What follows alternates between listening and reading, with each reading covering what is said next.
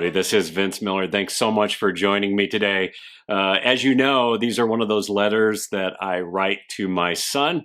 In fact, I had an experience with him last week, which resulted in this post. I'm entitling it Courageous Confession. So here's the letter that I wrote to my son. I said to him, son, this week, your confession to me really moved me. You said something of this nature on your way out of the house before you headed back to school. You said, I didn't handle that leadership opportunity very well at all. In fact, you said, I made a lot of mistakes. And I loved this confession by you because it demonstrated real maturity in your life as a man.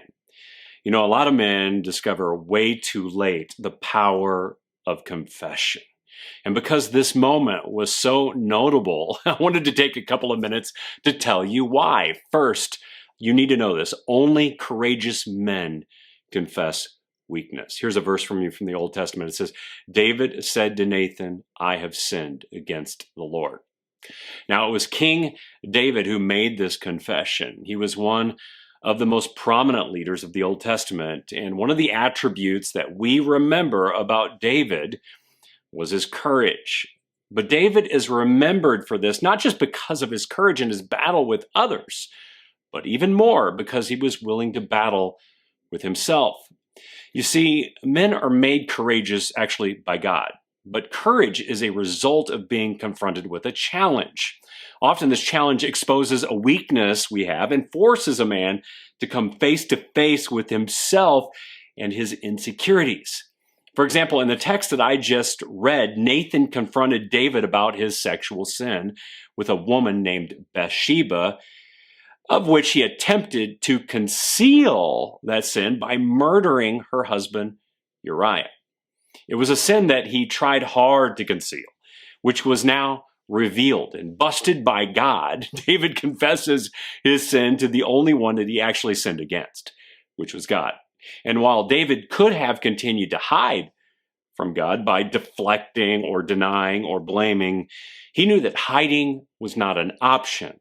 So David takes a challenging and courageous step by actually confessing his sin. Now, I believe the greatest of men are willing to confess their mistakes. They are willing to verbalize what they have done wrong and have the security to admit it in their relationship with Christ. They courageously come out from behind, deflecting, denying, blaming, and concealing by revealing all they are to a God who already knows who they are. Thus, confession is defined this way, as agreeing with God about who he already knows we are. So in confession to God, we're not revealing something he doesn't know. We're demonstrating in confession that we know that God knows. And this requires courage. But this type of courage is only born in the willingness to first confess sin to God. You see, godly men who are courageous are not courageous by their own strength because they know that strength comes from God through their weakness. Courageous men trust in God's strength to work through them, through their weaknesses, which spills over into other aspects of their life, like their leadership. Now, this may look like to the world like a form of human strength mustered from courage, but it's not. It's strength that comes from complete trust in God who works through us. Second, you need to know this. Weakness actually connects us with others. Paul says this in Romans chapter 7. He says, for I have the desire to do what is right, but not the ability to carry it out. For I do not do the good that I want, but the evil I do not want is what I keep on doing. Now, if I do what I do not want, it is no longer I who do it, but sin that dwells within me. And I love these words from the Apostle Paul primarily because they make me feel normal. I mean, one of the most prominent early leaders, Paul, declares that he was no different from you or me. He was a sinner saved by grace who daily struggled with sin, just like I do and just like you do. Sometimes I think that we wrongly believe that there are Christians out there who don't struggle with sin. Maybe because many Christians are good at concealing their struggles with sin.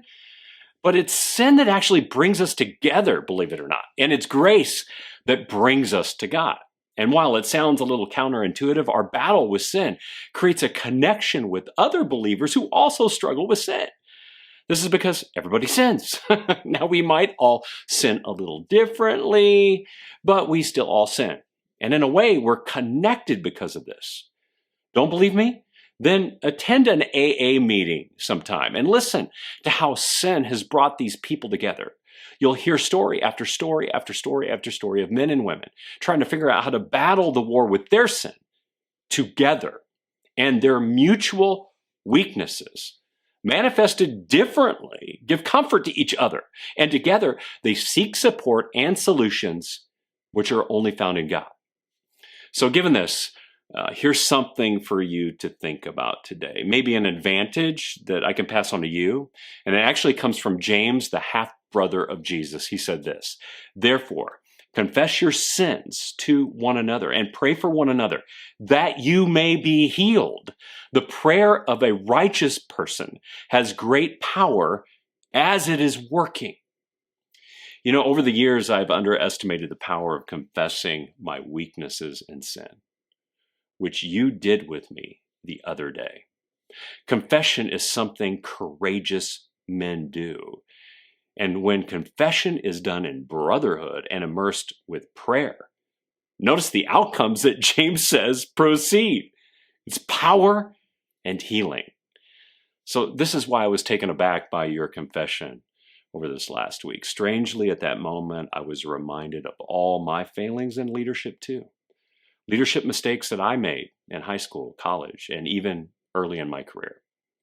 For a few seconds there, your confession connected me to you emotionally and spiritually. Yet at the same time, it compelled me to encourage you to keep confessing, to stay in that place of great strength. So son, keep acknowledging your weaknesses and confessing your sin. Only the greatest of men and leaders do this. Because every time you make one of these confessions to me, your courage connects me to you and compels me to confess my heart and to give you guidance that will help you overcome the challenges you're facing. Great job, son. I love you.